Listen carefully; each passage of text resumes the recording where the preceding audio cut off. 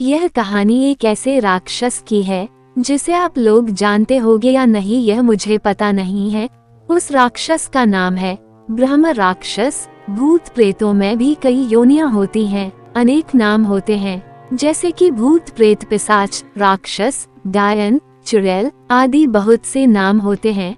तो दोस्तों, मैं आपका समय बर्बाद ना करते हुए अपनी कहानी पर आता हूँ। हमारे गांव में एक ब्राह्मण रहते हैं जिनका नाम है नथीलाल। लोग उन्हें शर्मा जी कहकर बुलाते हैं। उनके घर से कुछ दूर खेत था। उस खेत पर एक बहुत बड़ा पीपल खड़ा था। वह पीपल बहुत पुराना था।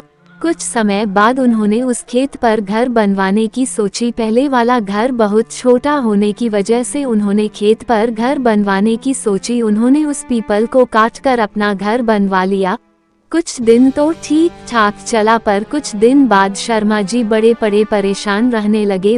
कभी वह पूजा करते थे, कभी नहीं। तो उनकी बीवी ने उनके बदले स्वभाव को देख उनसे पूछा कि तुम पूजा भी नहीं करते, आजकल बदले से रहते हो, कभी बच्चों को डांटते रहते हो, तुम्हें हुआ क्या है?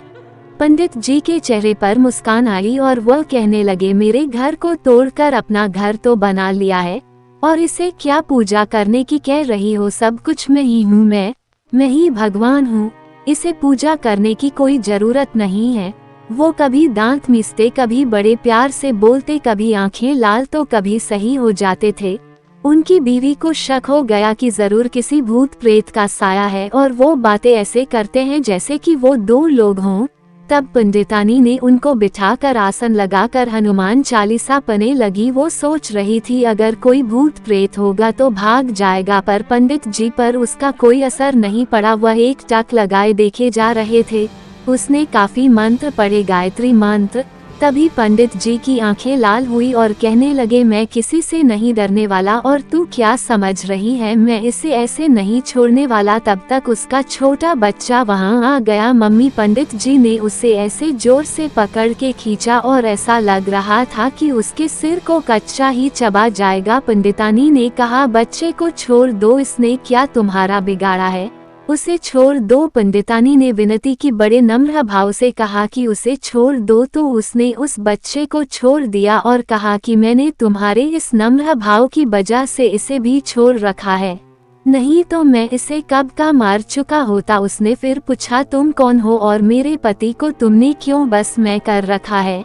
आप हमसे क्या चाहते हो? आप हो कौन? तब उसने कहा, अगर अपना भला चाहती हो तो पीपल के पेड़ लगाओ, जितने भी हो सके पेड़ लगाओ, फिर मैं बताऊंगा कि मैं कौन हूँ और फिर मैं चला जाऊंगा। तब पंडित जी की बीवी ने 101 पेड़ पीपल के लगाए। एक दिन उसकी पत्नी ने देखा कि आज पंडित जी सुबह उठकर पूजा पाठ करके आ चुके हैं।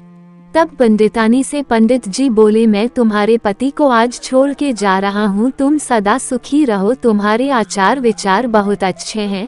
मैं ब्रह्म राक्षस हूँ, वैसे मैं किसी को नहीं छोड़ता और न ही किसी से डरता हूँ। मैं ब्रह्म राक्षस हूँ। ब्रह्म राक्षस, हा, तुम्हारे पति ने मेरे पीपल को काट दिया था जिस पर मैं हजारों सालों से रह रहा था। मुझे गुस्सा तो आया, पर मैं तुम्हारी अच्छाई के कारण मैंने इन्हें छोड़ दिया जा रहा हूँ, तुम्हारे पति को छोड़कर। तब पंडित जी अचानक सही हो गए। तब पंडित जी की बीवी की आंखों से आंसू निकल पड़े।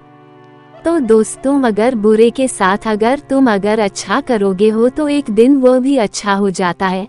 तो ये थी कहानी। आशा है आपको पसंद आई होगी। अच्छा लगे तो चैनल को सब्सक्राइब करना ना भूले। धन्यवाद।